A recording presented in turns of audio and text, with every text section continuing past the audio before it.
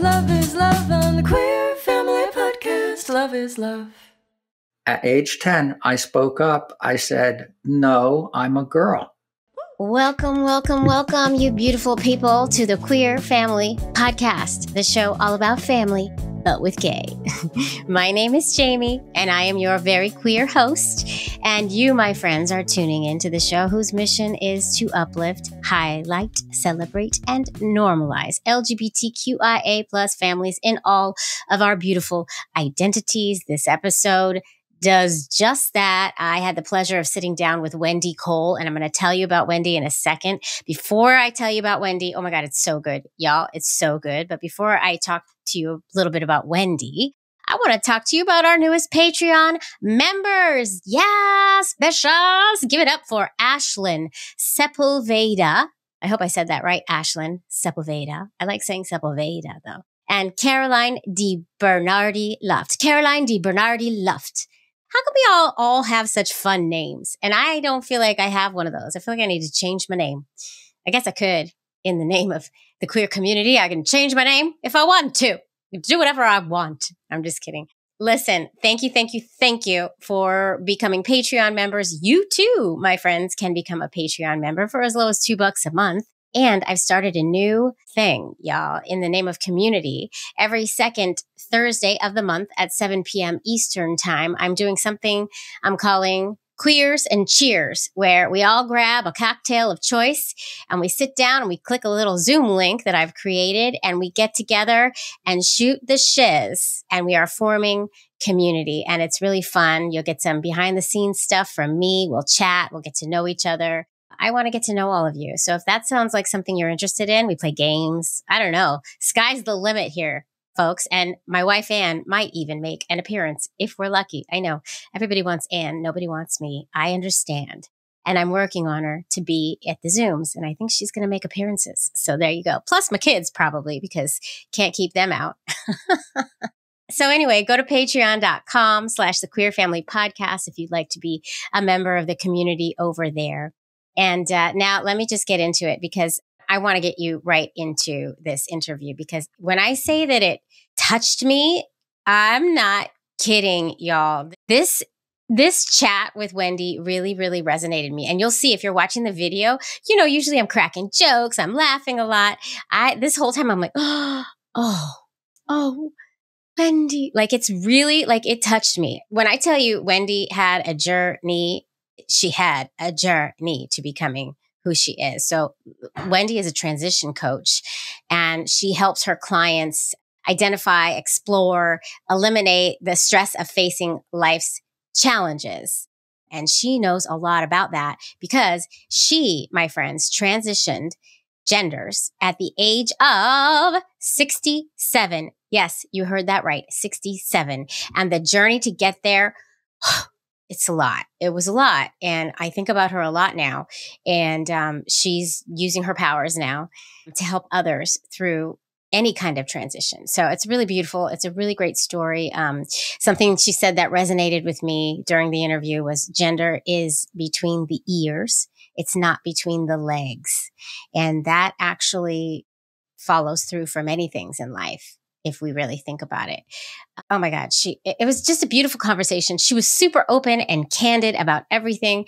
You know, I make it a point to not ask people about their bodies, about anything they want done to their bodies. You know what? All of that is off the table. But Wendy was like, let's talk about sex and let's talk about my surgery. You know, so she was really an open book, and I found it really refreshing. It let her story be a case for the real true need for allowing people and allowing ourselves to really be our true, authentic selves. Because her journey to happiness was a really long one. And I just want you to hear it for yourself. It's really beautiful. So I hope you enjoy Wendy's story and everything. If you want to get in touch with Wendy, it's all in the show notes. So check it all out. Without further ado, y'all. Oh my God, I have to tell you. Wait. I'm sorry, Wendy, and everybody wants to hear her story. I have to tell y'all, we won another award.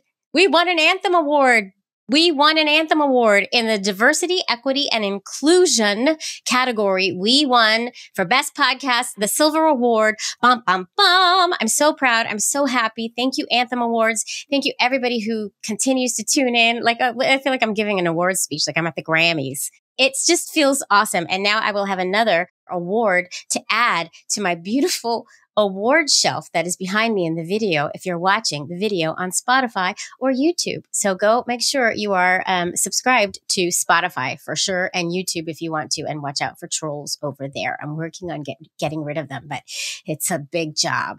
Listen, I'm so excited. I'm so happy. And watch the videos, reach out to me, come be on the show, come tell me your thoughts, and come be a member of the Patreon community. And without further ado, it's time to roll that tape so you can hear Wendy's inspiring and cautionary tale. It's beautiful. Helen, Beulah, my fake assistants who don't really exist, and Nicole, who tells them what to do and actually makes things happen. Please roll that tape. Thank you so much. Enjoy. Queer Family Podcast. Love is love. Hi, Wendy. Hi, how are you doing, Jamie? I am so good. I am really excited to be talking with you today, and I can't wait to hear your whole story. Oh, thank you so much. I'm just going to do this. We're going to go right into the elevator pitch. So I'm going to get my timer up, and we're going to do it. We're going to do the elevator pitch. Are you ready? Ready. On your mark, get set, go. Hi, I'm Wendy Cole, and I help people untangle their perplexing mindset from abuse, trauma, and difficult life transitions.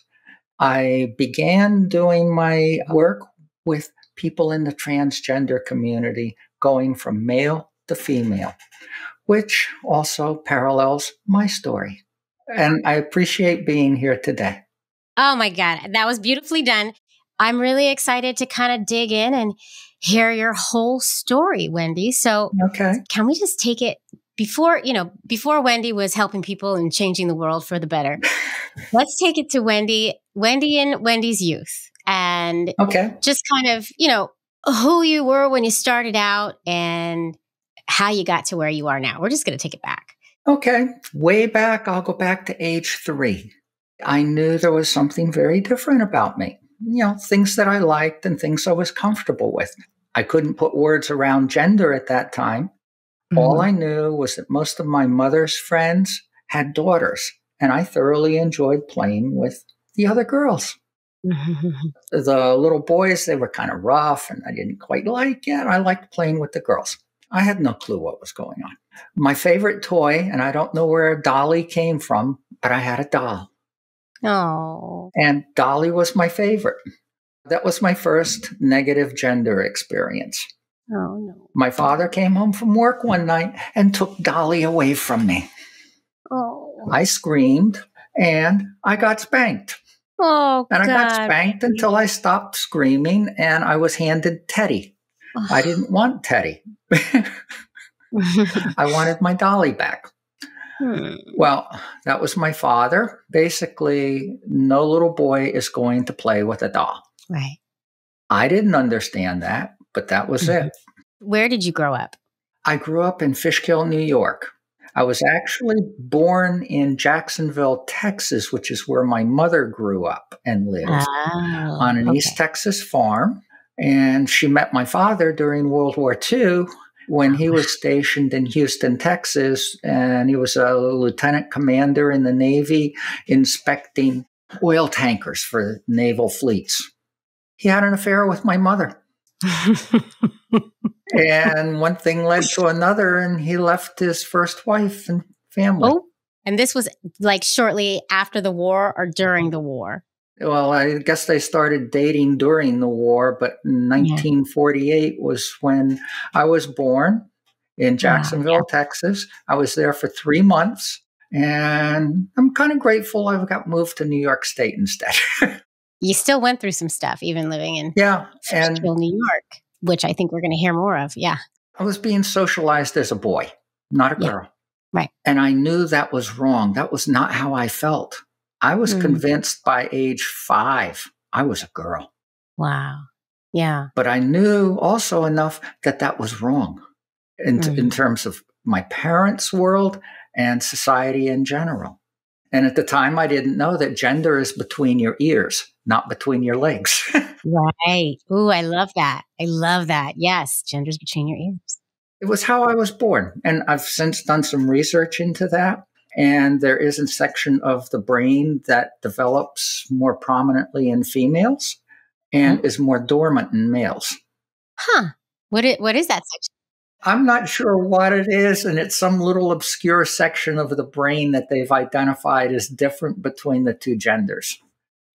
I probably have that section of my brain very well developed.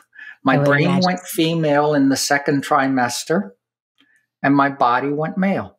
Mixed signals. By age 10, I would dress up in whatever clothes I could find that would fit me, do my makeup, because I have always observed my mother doing her makeup. I did makeup, nails, dressed up, and waited for my mother to come home from grocery shopping and tell her that I was a girl. Wow. Okay. That was in the late 1950s. Oh, so you can imagine how well that went over. Not so well, huh? No. My parents took me to a psychiatric center just south of Beacon, New York, on the Hudson River, the Craig House. People from New York City went there for various things too. So it was well known. That was the first time I ever heard a psychiatrist telling my parents, oh, this is just a little transvestism, boys experiment. He's too young to diagnose as transsexual. This will all pass. And I'll never forget this. He said to my parents, as soon as he has a wife, a career, a house, and a family, he'll forget all about being a girl. At age 10, I spoke up. I said, no, I'm a girl. That got me taken out of the office with the doctor. He spent the rest of the time talking to my parents. Oh, wow. It was after our fourth or fifth visit there. I was informed on the way home by my mother that I needed to stop insisting that I was a girl, forget all about this. Otherwise, I would be committed and fixed. Oh my and that scared the hell out of me. And I'm going to cry.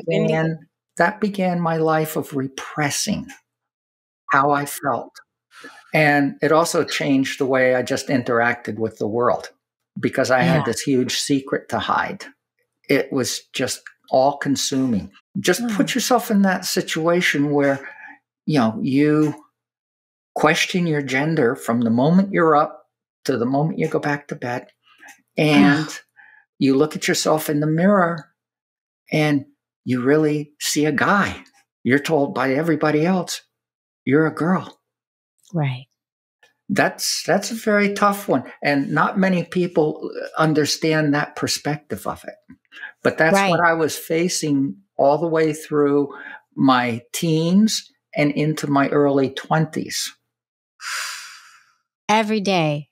I didn't date in high school much at all because I was afraid girls would figure me out. In later life, I was afraid of gay men because I figured they might figure me out. Right. Jig is up. Things like I was more comfortable being in the kitchen with the women on Thanksgiving than hanging out in the living room watching football with the guys. Mm-hmm. Yeah. 1970. That was my senior year of college. I'd gone to an all-men's college trying to force myself to fit in, which, you can see how well that worked out. That must have been real fun, huh, Wendy? This was 1970, New York State. I want to transition. I was living off campus, so I found a psychiatrist that said he would help me. And one of the things he wanted me to start doing is coming out to my friends. Well, I wasn't about to do that with anyone on campus. No, right. But in private, in my own apartment where I was living at the time, he wanted me to come out to my neighbors, come out to my local town friends. Yeah. And I started doing that. I was underway. It took me to a quarterly meeting of a group of psychiatrists from the Tri-City area. It took me to a quarterly meeting where case patients get reviewed by other psychiatrists. So I walk into this hospital conference room. There's about 15 to 20 psychiatrists in there. Most of them were men except for one woman.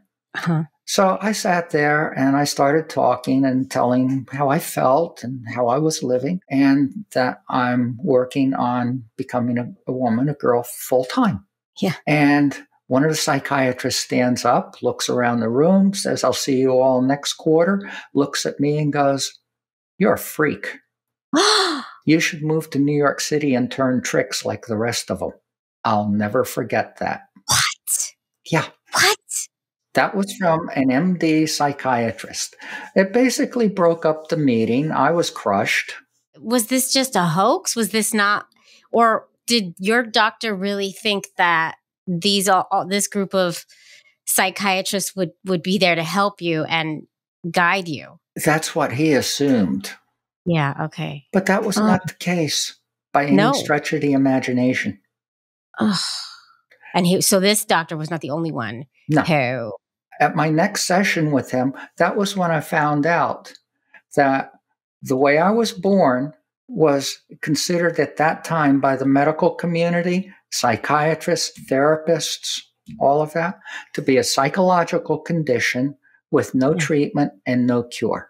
So basically that ended my work with the psychiatrist. That ended everything that I attempted to do. My parents, of course, found out about it. And my father went ballistic. Oh, no, Wendy. I was 22, but I was still, in college and pretty dependent on them. Mm-hmm. Knowing that this was some condition that I could never get any medical help for or any assistance with.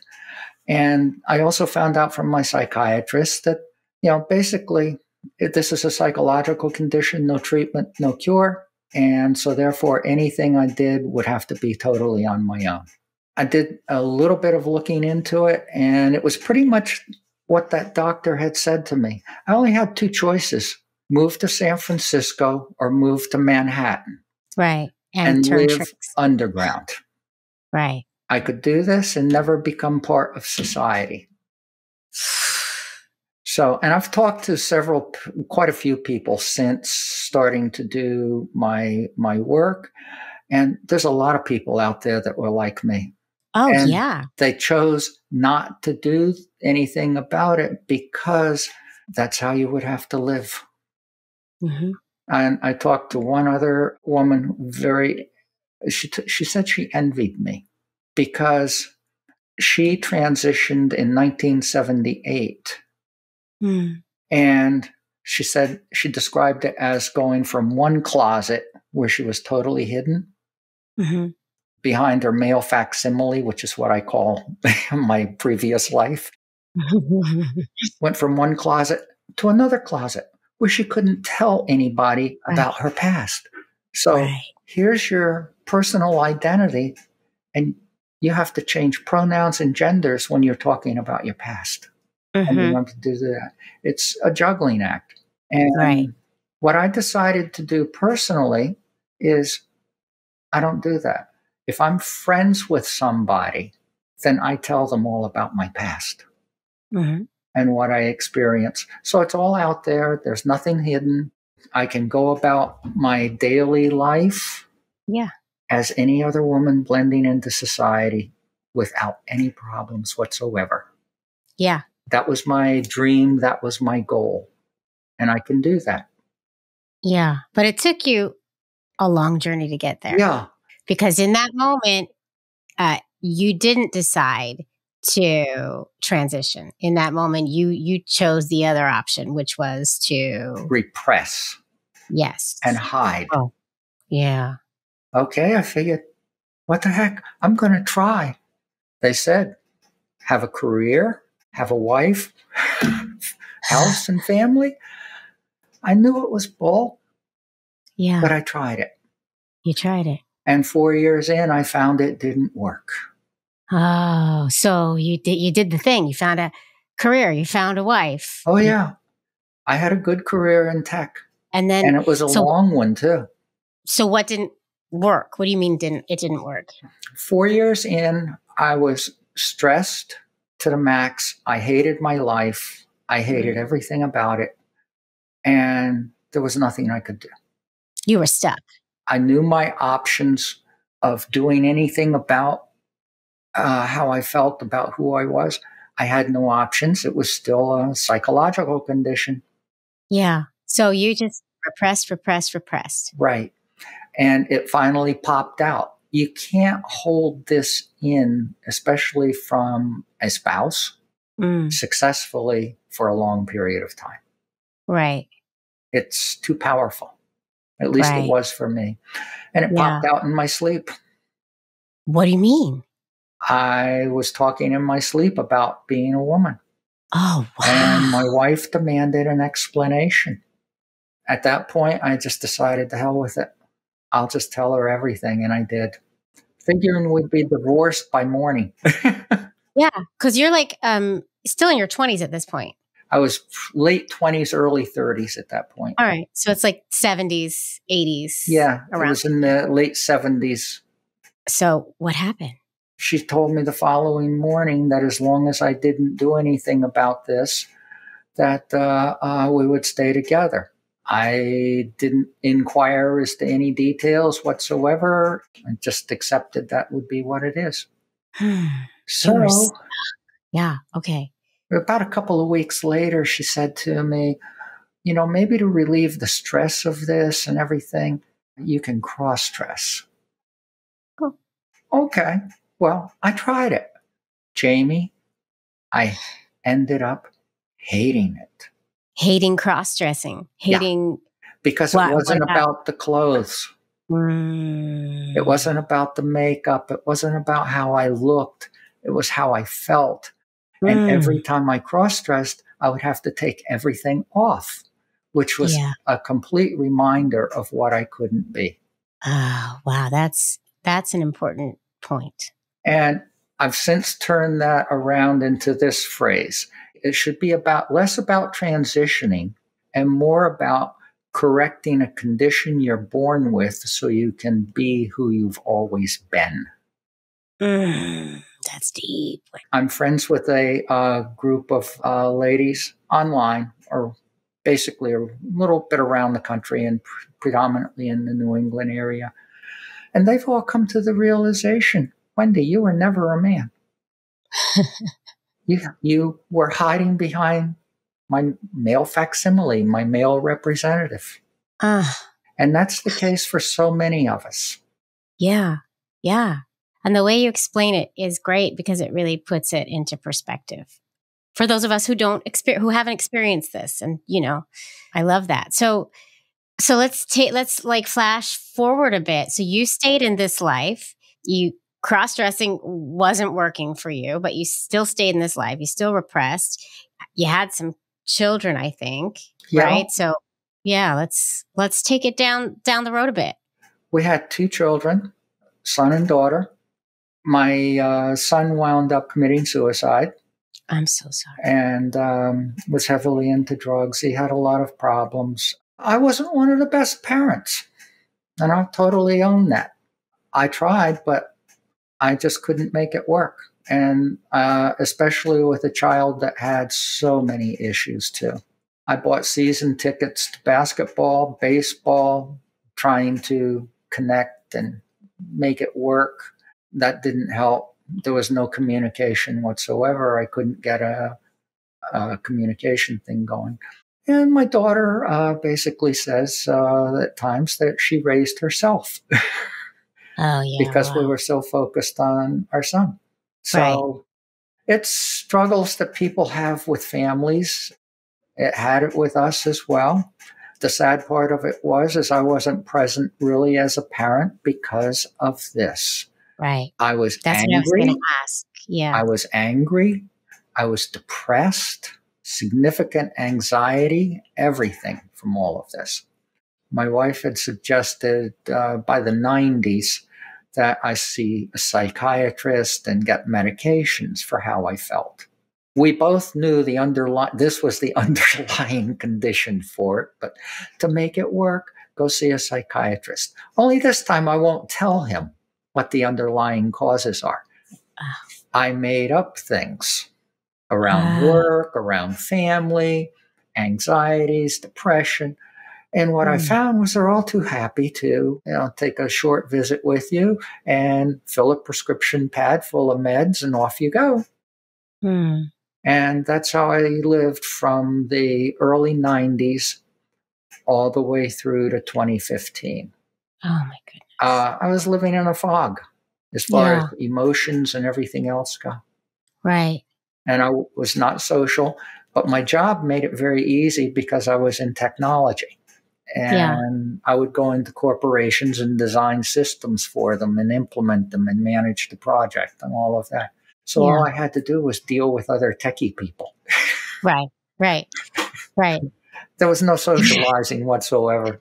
If my wife had a Christmas party or some event for the family and invited in friends and all of that, I would do my bit of cleaning up the house and doing whatever I was supposed to do. And when the party started, I'd, make a token appearance for about 20 minutes and then vanish. I didn't want to be social. I had a secret to hide. And so I lived like that from 1970 to 2015. That's 45 years. Wow, Wendy. Oof. The trauma, just the...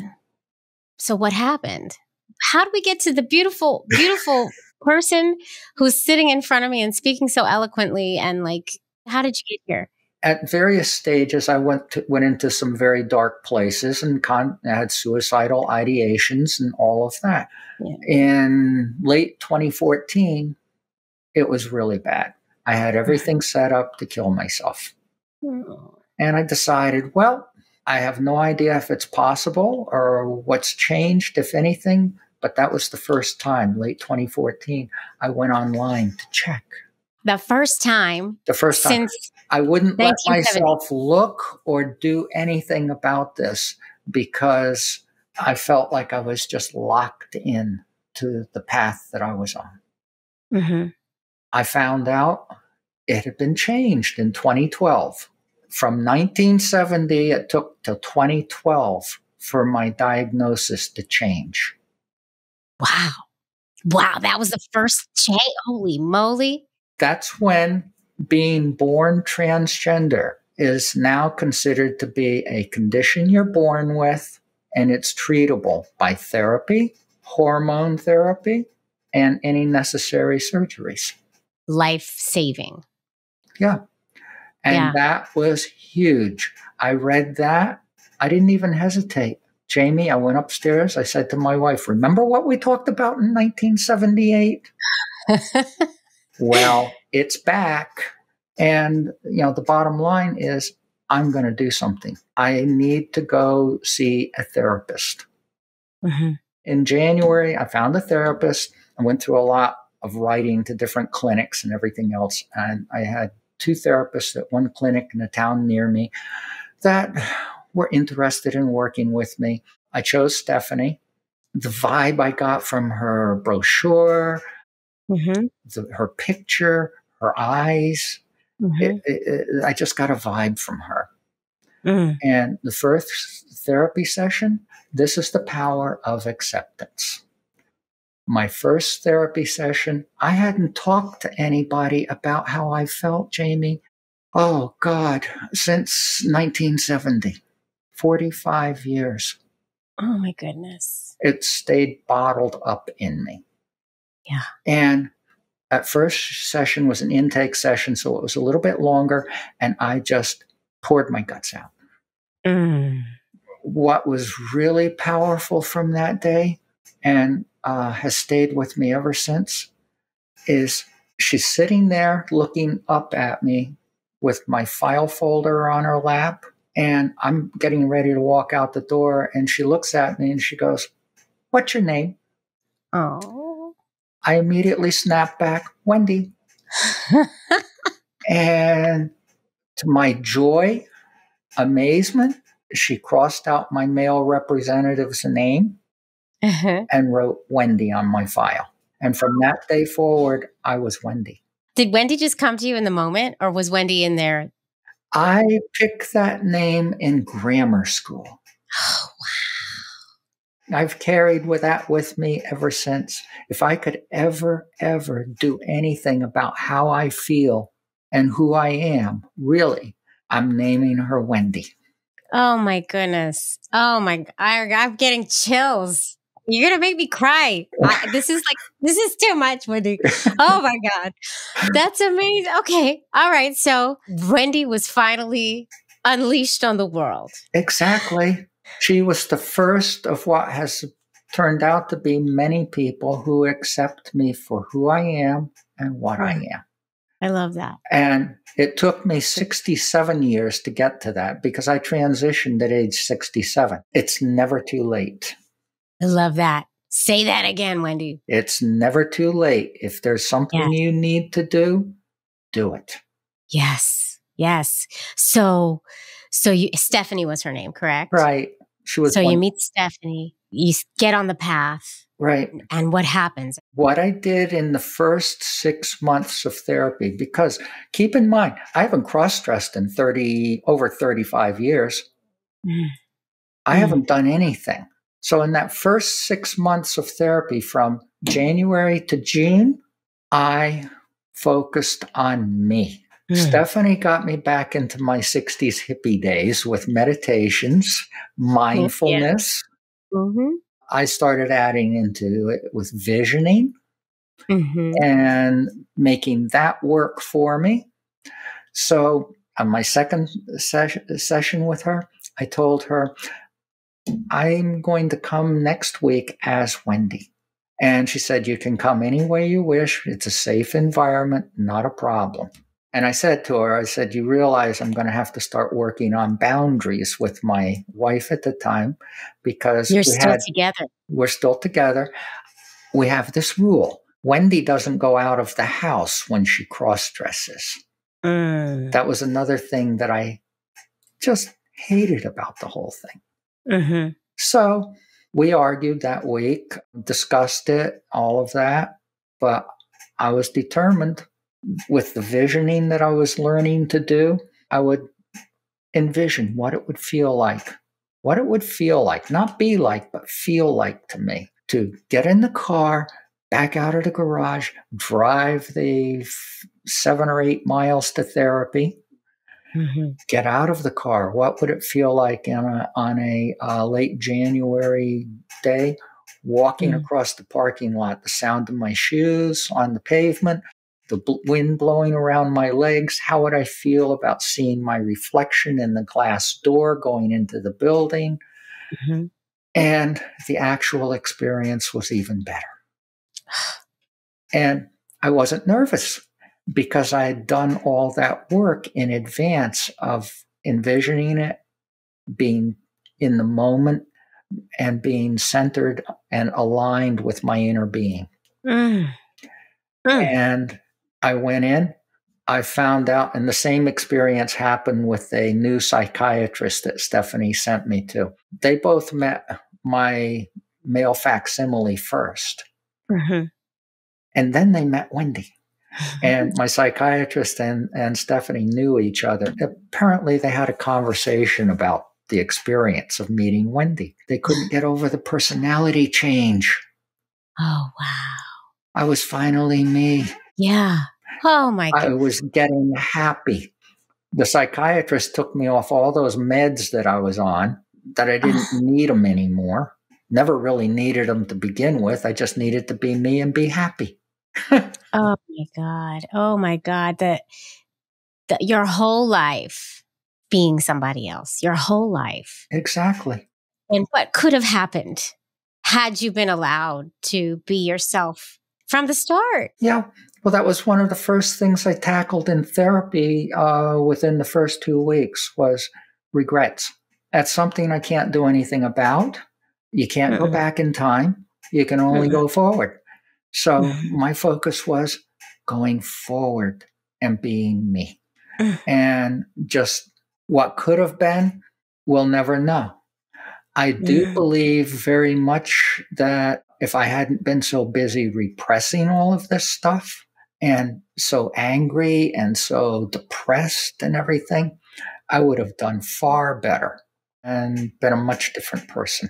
When I have the opportunity to talk to parents of transgender kids, use my life as an example of what not to do. One of the things that I tell parents is really embrace your child. And I use the word child not to denote age, but the relationship. I don't care if they're 45 or 15. Embrace your child, accept them, and absolutely don't put it on yourself to understand. Right. I love that. Yes. Yes. Because that's not acceptance. That's conditional. Yes. You don't need to understand. This is just who they are. And the other thing is parents have got to get over with this is they didn't do anything wrong. Right. Right. This is not something that they caused.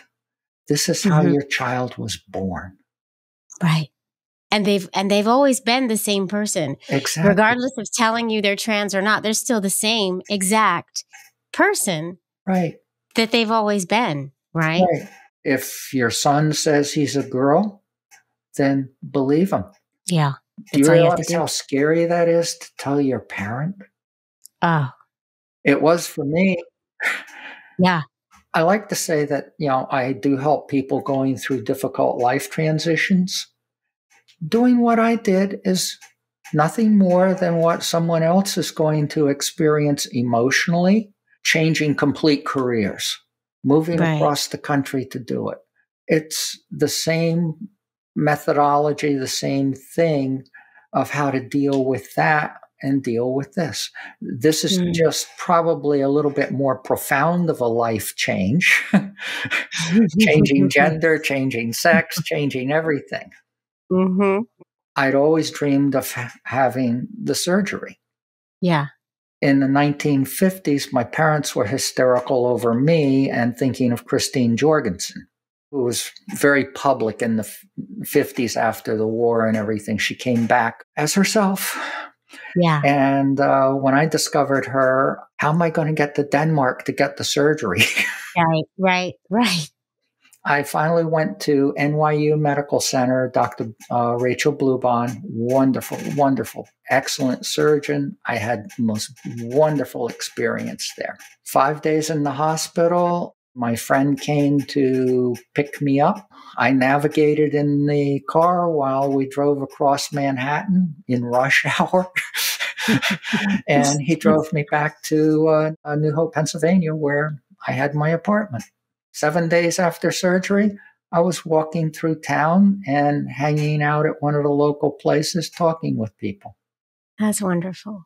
I went back for, I think it was my second follow-up visit, and I come out of Penn Station, walk across 7th Avenue and down 30th Street. And somewhere between 5th and 6th Avenue, there's this long stretch of black plate glass storefront, highly reflective. Jamie, I'm standing there in the middle of a Manhattan street, people walking by, staring at my reflection in the window going, holy shit, you finally did it. Oh my God, I could cry.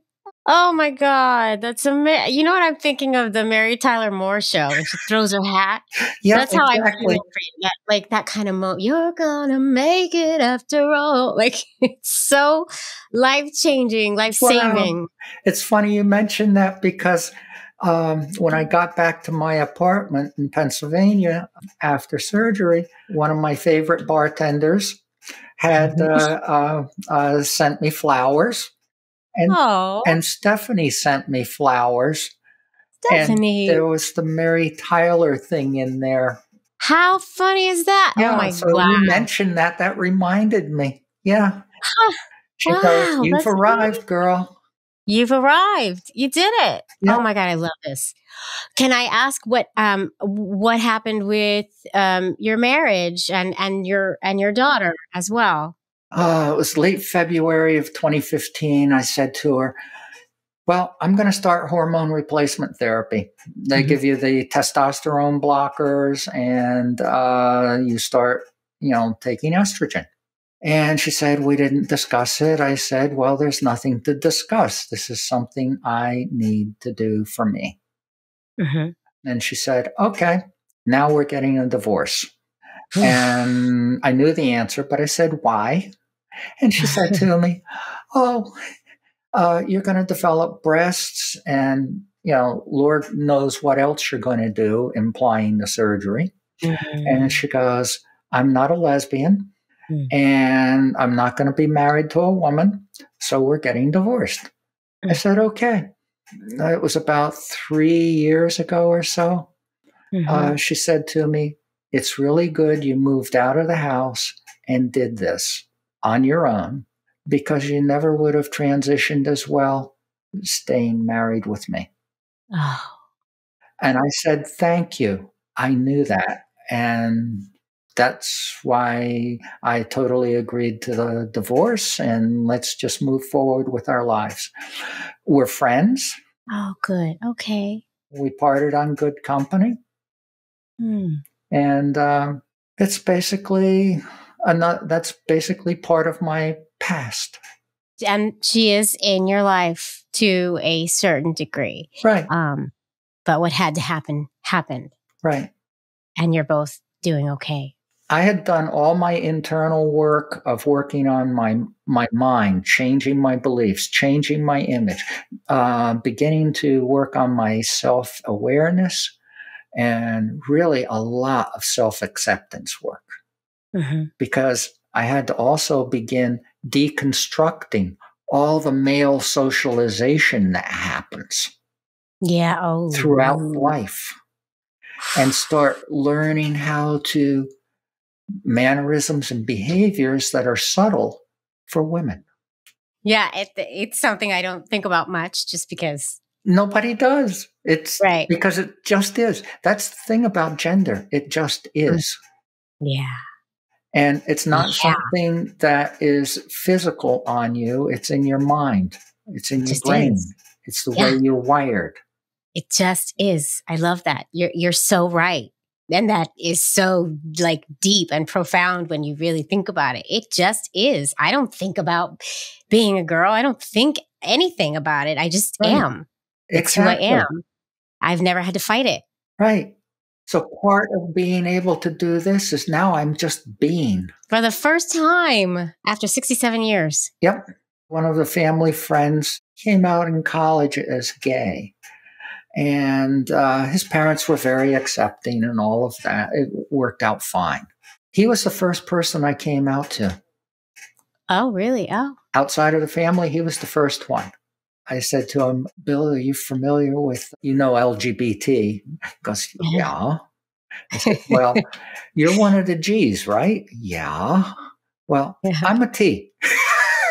Oh, that's fun. What did he say? What did he do? He goes, what? No. Really? Yeah. Never saw that coming. Yeah. Aww. I hid it very well. My male facsimile hated clothes shopping. My wife would drag me out. And she'd be, you want this, you want that, you'd look good in this. And she goes, you're not here, are you? And I said, no. You want to be over there. And she'd point to the women's section. I go, yeah. This never goes away. And our gay friend came to lunch with his partner. We're sitting there at the kitchen table. Bill looks at me and goes, Wendy, it would be so much easier if you were gay. You could leave the house. No one would know. You wouldn't have to change your wardrobe. You wouldn't have to learn all of these other things. I said, yeah, I know, but that's who I am. And I'm going with it. By the time I got done doing my mental preparation for this, which I think is so key for anybody doing this, is work on your mind first. Then everything else just flows. My wife at the time said to me, I'm upset.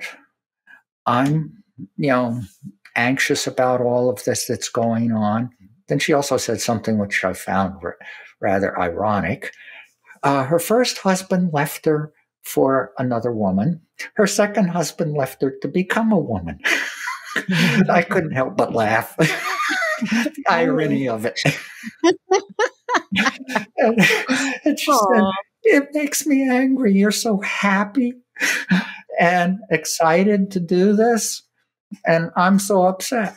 And I know that's the effect that it has. But that's just the way it is. Yeah. And you did your part. You tried. You tried so hard. I left the house. The moving company came, got my stuff, all to take it to my apartment. It was 10 o'clock in the morning when I got there. I look around. I ran in. Nobody saw me. The moving company came, brought my stuff. I closed the door, took off my last male representative clothing, put it in the bag to go donate, and put on a denim skirt, fixed myself up, little top, sandals, and I went grocery shopping. Yeah, you did. Yeah. Freedom. I couldn't have been happier. First time I signed my name was for a store discount card at the grocery store. I want to get into, what you're doing now, how your experience has brought you to the work you're doing now to help others. But before that, I want to ask, what happened with your daughter? How did your daughter take it? She went through the University of Pennsylvania with got a master's in psychology, works as a counselor in the Philadelphia school district. Oh. And I thought she would have totally gotten this. Right. Well, she did. But I told her on a February night, we sat, I talked for an hour and a half. She didn't really ask any questions or anything. There was no conversation. She left to go take care of the kids. And I tried for about 4 days to connect with her to see how she was doing, and she didn't connect. When we finally did connect, I said, I thought you of all people would have understood this because you studied this in school, I assume. Yes, we did. But you were my dad. And that was the end of that conversation. Oh. I get it. What I did hurt her. Yeah. That's one of the things that's very difficult about doing this is it's also difficult on family. Yeah. Family basically has to get to a point where they probably need therapy to deal with this as well. That's one of the other things is I went through 2 years of going to therapy at least every other week. Then I went to once a month, and I did that for 5 years total. I encouraged both my ex-wife and my daughter to go to therapy, and I don't believe they ever did. I know my wife did at one time. She tried, but it didn't work out for her. She didn't think she needed it. So there's only so much you can do. Yeah. And so you don't really have a relationship with your daughter at this point. No. The door's open, but it's been difficult. Yeah. Yeah, it's a price to pay, and it's not fair. That's the other thing, too, is that when people do stay together, the family has to actually make adjustments, not just for the pronouns, the name, or the appearance, the presentation. It's the roles within the family dynamic. There are things that I used to do around the house as a guy. 6 years on estrogen? No way. Not happening. It just doesn't work. I don't have the physical strength I had. Oh, wow. Interesting. I also don't have the desire, or that's just not me anymore. Right. A lot changes. And it also is definitely within the family dynamics of who you are and what you are. And the other thing that I had no idea of going through this, I think I had a couple of therapy sessions before I went in for surgery. I said to Steph, I have no idea what my sexual orientation is. Right. I wasn't happy with it before, but I was supposed to be with women, so that's what I did.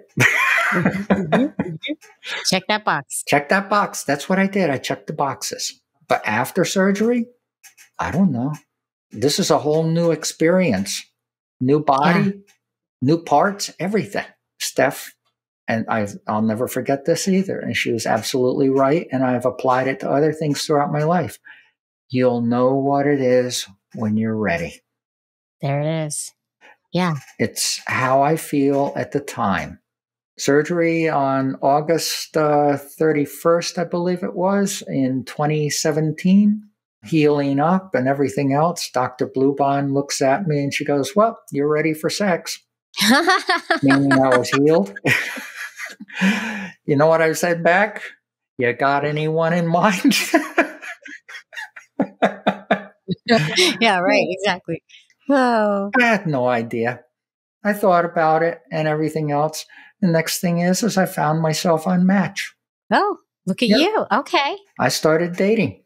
Between 2018 and 2020, I dated 6 different guys.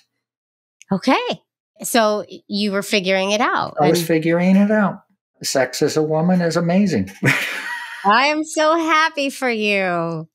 Oh, that's awesome. Yay. It's definitely been a journey and an experience. I've actually kind of done a fairly decent job of figuring out what I want in relationships. Mm-hmm. I have standards. As you should. Atta girl. Atta girl. Yeah.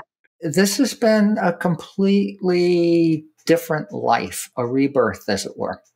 And the other benefit of going through this, my doctor said to me, my primary care doctor looked at me, I think it was my 3rd year or so. He said, what's going on with you? My blood work used to be horrible. Cholesterol, triglycerides, all kinds of other stuff going on. I was type 2 diabetic and I weighed 70 pounds more than I do now. Oh, whoa. That was my male representative. He was a mess, physically and emotionally. Wow. That is pretty amazing. Now my blood work comes back perfect. I haven't been type 2 diabetic in 4 or 5 years. Holy shit, Wendy. It's all because I looked at the doctor and I said, it starts with being happy. Words to live by right there. I'm not churning up the anxiety and releasing all the emotional stress every day on my body, on my organs, everything. I'm very grounded, very happy, very emotionally okay. I have my moments. We all do because we're human. That's just freaking beautiful. And I'm so happy for you. And, you know, I hope whoever hasn't come around comes around eventually. And I just see a bright future for you. You got a bright future ahead of you.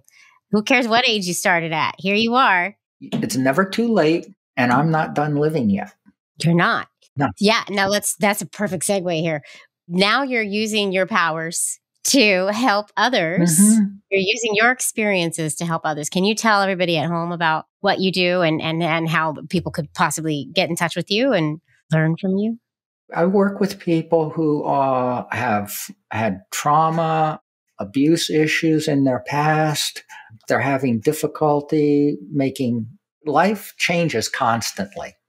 Mm-hmm. And I firmly believe that you can really benefit your emotional well-being, your physical health, just by learning to embrace change.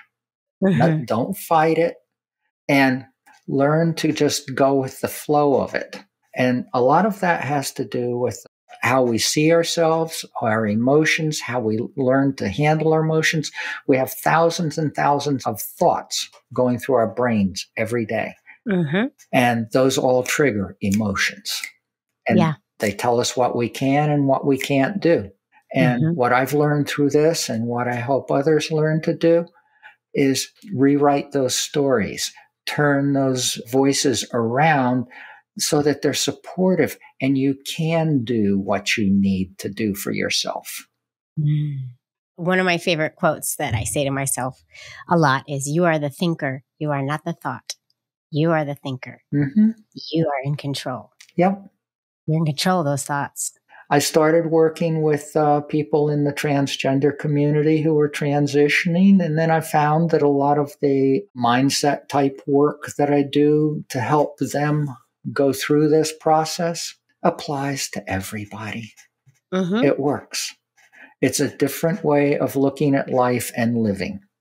And that's what I help people experience and change. I think you need to have a TED Talk. I think you need to tell your story. I think everybody needs to hear your story because I think it can resonate so deeply. And I think all parents need to hear your story. And it's leaving me with such, I don't know how to explain it, but like this sense of empathy and understanding that I know now when I'm faced with something possibly that could be difficult, I can think back to your story and what you said, like use me as the example of what not to be. Right. I'm going to think of your story a lot as a way to keep me on the path that I need to be on in order to be the authentic person that I want to be. Right. If that makes any sense. It makes total sense, Jamie. So you are basically a transition coach. I refer to myself as a transition mentor. I love it. Any kind of transition, because transitions are hard in nature. Exactly. Yeah. And there's no transition Olympics. There's no one is harder than the other. I mean, what I did is not much, doesn't involve much more than what someone else is going to experience going through a whole other life transition. All life changes begin and are between your ears. 80% between your ears. I love it. So where can everybody find you? MeetWendyCole.com. That will be in the show notes, and all the ways to reach Wendy will be in the show notes. There they can schedule time with me or subscribe to my newsletter. And there's a link on there to my other website, which I consider my brochure site. It has all kinds of information about me, about what I do. It has my blog, and it also has my media page where I put the podcasts and any other appearances that I do. Everybody find Wendy, support Wendy, give Wendy all the love. And I am just honored that you came and talked to me. Thank you so much. This has been wonderful. Thank you, Jamie. I've thoroughly enjoyed it, and I'm glad to meet you, really. Me too. And, this is never goodbye. Okay. You're a part of the Queer Fam Squad now, as I like to say. So we queers got to stick together. There you go. Absolutely. Queer Family Podcast. Whew. Well, folks, I hope you enjoyed that episode as much as I enjoyed it. And if you did enjoy it, feel free to listen to another or watch another. I have so many episodes for your listening or viewing pleasure. Just go pick one and enjoy. There's a lot. There really is.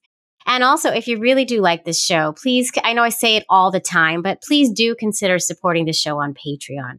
You're just going to go to patreon.com/The Queer Family Podcast. You're going to pick a tier, you're going to join, and you're going to get that bonus content. And you're also going to get my love and adoration for the rest of my life.